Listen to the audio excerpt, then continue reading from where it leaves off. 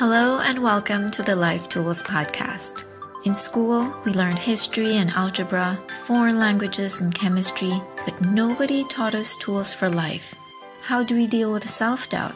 What are beliefs and how do they influence us? How do we find ourselves when we feel lost? And how do we make a healthy decision? Many people learn these things much later in life, after 3, 4, even 5 decades of existence, and often the hard way. For a few, like myself, I had to learn them very early. I created this podcast to share with you the tools that have helped me greatly in my own life.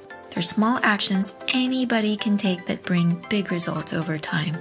Let's get to it. Hello everyone, here we are finally, part 1 of this series on children that I have decided to include on this podcast.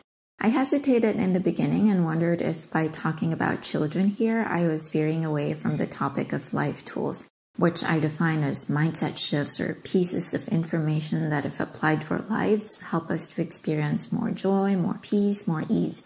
And then I realized that we are, every single one of us, in contact with children. Whether you are a parent, a teacher, a sister or brother, an aunt or uncle, or just a friend of someone who has a child. And if you are in close contact with a small human and you don't have the tools for a harmonious relationship, it could make attaining inner peace really difficult. Also, I truly believe that if we want a future society that is healthy, one of the most impactful actions we can take is to contribute to the well-being of children right now, today. All that to say that these things I will be sharing with you about children are indeed also life tools. So without further ado, let's dive into the topic. To give you a bit of a background, when I started working closely with children several years ago, more specifically during the time I was in the Philippines, I had zero confidence in my ability to keep their attention or to communicate with them effectively or to even be liked by them. I had zero confidence because, well, number one, I'm not a very animated person. If you know me, then you know that I'm reserved, quiet, cannot tell a joke to save my life, have singing phobia, and have low physical energy. You could say grandma material, the very last person you would vote to work with children. My assumption at the time was that to be quote-unquote effective with children, I needed to be a clown. I needed to run around and sing and tell stories in 5 different voices and be good at pretending to be a lion and a dolphin and a dinosaur and play 15 million rounds of hide and seek without getting bored. And as if that's not enough, I also thought I needed to sing confidently and sing well. In short, I thought I needed serious acting and singing skills and an inexhaustible well of energy, all 3 of which I did not have.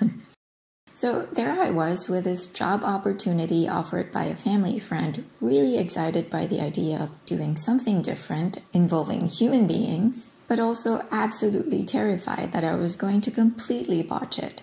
Before I met my tutie, who I would later find out was an adorable, whip-smart, tiny 2-year-old girl who ran 3 times faster than me, I called different people to ask them for advice. What should I prepare? What should I do if they are bored? Is it imperative that I sing, or can we just please skip that part? How should I talk? Any tips for becoming a fun tutor? What if they hate me? What can I do so they don't hate me? Blah, blah, blah. Questions stretching to infinity and beyond. I felt so clueless, so unequipped to be working with these precious little humans. But I decided in the end I would jump headfirst into it. And then I discovered that I had been wrong. I hadn't been wrong about being grandma material for small children, but I had been wrong that they needed me to be a clown and that this was the only way to their heart. Sure, when you can horse around with children, it's fun for them, but that's not the most important thing for a child's well-being. What is most important for them is love, empathy, complete acceptance, feeling seen and heard and feeling that they matter. You know how I discovered this? Through experience. It was all I could give them, so it was all I gave them. And they bloomed. And I saw it not with one child, but with child after child that I took care of. In the beginning, I did not understand what was happening. I was very intuitive in my approach, just operating purely from my heart and observing endlessly. And I know operating from my heart sounds really cheesy, but what I mean by that is that since I didn't and still don't hold any degree in education, I didn't have this list of theories or methods in my head. I didn't look at a child and then mentally rattled off, okay, 3 years old, normal development says they should have reached this level in motor skills. They should start to have a notion of time. They should begin basic addition. If they can't, attention. It is an early sign of mental retardation. Now, I give these as random examples, but you get what I mean. All I could draw on, all I had, was what I felt was right. I let my feelings guide me. Whatever I did from the perspective of the me that remembered being a child. When things got difficult, I always first asked, what is going on inside them? What are they feeling? When I was a child and I screamed like this, what was going on inside me? And I let that inform my approach. Now, I'm not saying I did everything perfectly. I certainly made mistakes, but because I was always in observation mode, I learned very quickly from my mistakes and I never repeated them a second time. I learned directly from experience and I learned really fast. So in this series, I will be offering you what I learned. I don't claim to be an expert because there's still so much I don't know, and every single day I work to fill in the gaps in my knowledge. I am just someone who's done a few things that worked and is really passionate about this and wants to make these things available to people who might be looking to try a different approach. These will be mostly about principles, which I also consider as pillars because they constitute the foundation of our relationship with children. These pillars will serve to guide your decisions in regards to children.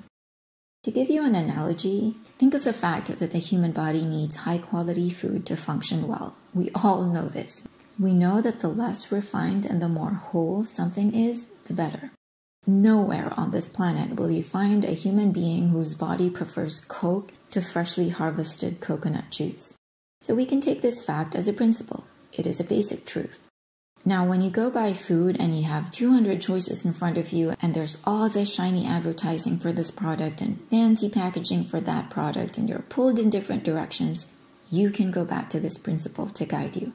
The more whole something is, the better.